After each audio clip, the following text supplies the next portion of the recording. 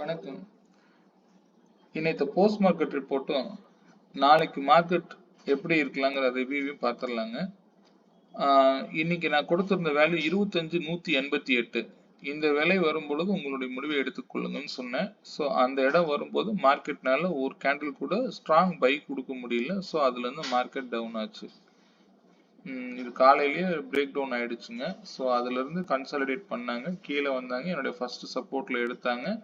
Again target இங்க கொடுத்துருக்காங்க. இது வரைக்கும் கன்சாலிடேஷன் ஃபேஸ் தான் பண்ணியிருக்காங்க. இங்க இருந்து அகைன் வந்து ஃபர்தர் ஃபால், அவ்வளவுதான்.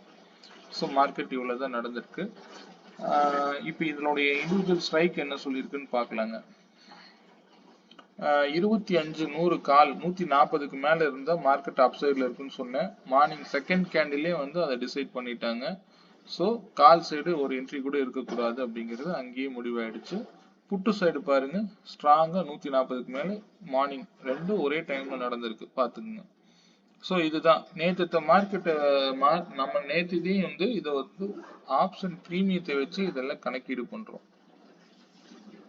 இதை உங்களுக்கு நான் வந்து எஜுகேஷன் பர்பஸாக தான் நான் சொல்லியிருக்கேன். இங்க நான் யாருக்கும் கால் கொடுக்கவில்லை. 140க்கு மேல இருந்தா மார்க்கெட் அப்சைடு போகும்னு. ஸோ இதுதாங்க மார்க்கெட். இது வந்து மார்க்கெட்டுங்கிறதே மேக்ஸ் வேல்யூல மட்டும்தான் செயல்படுது.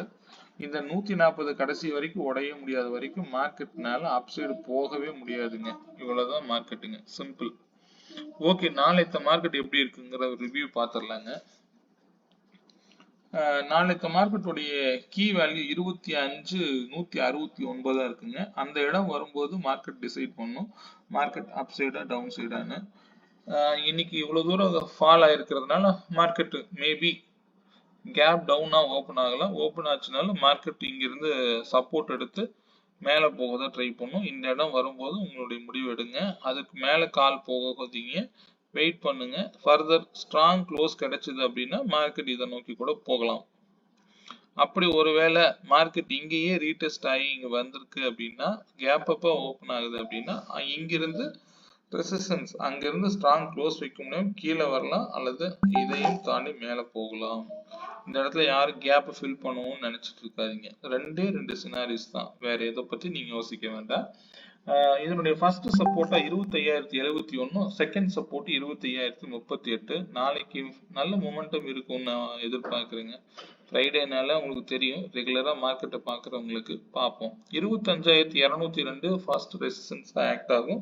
ரெண்டாவது ரெசிஸ்டன்ஸ் 25,268ங்க. இந்த 25,202ங்கிறது நான் மந்த்லியில ஜூலை மந்தோடைய ஃபர்ஸ்ட் சப்போர்ட்டா கொடுத்துருந்தேன், பார்த்துக்கோங்க. அந்த வேலை வந்து நாளைக்கு ரெசிஸ்டன்ஸா ஆக்ட் ஆக போகுது. நான் இதனாலதான் வந்து டெய்லி மார்க்கெட்டை டெய்லி பார்த்தா போதுங்க. இந்த லாங் வியூல தேவையில்லை. அப்போதைக்கு நம்ம பிரீமியத்திலே கனெக்ட் பண்ணிக்கலாங்க. 25,109ல க்ளோஸ் வச்சிருக்காங்க.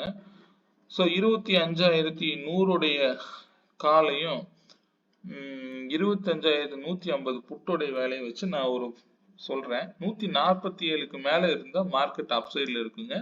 இதுவே 147க்கு மேல புட்டு இருந்ததுன்னா கண்டிப்பா டவுன் சைடுக்கு ஆப்ஷன் இருக்குங்க.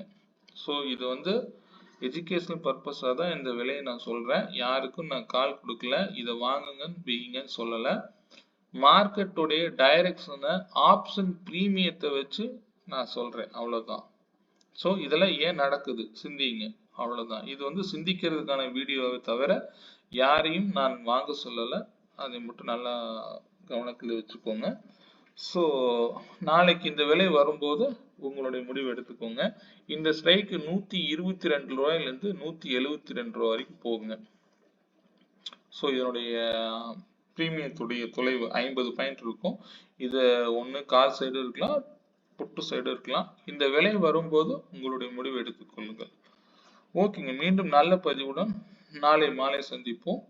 இந்த வீடியோ பிடிச்சிருந்ததுன்னா உங்க நண்பர்களுக்கு ஷேர் பண்ணுங்க. தேங்க்யூங்க.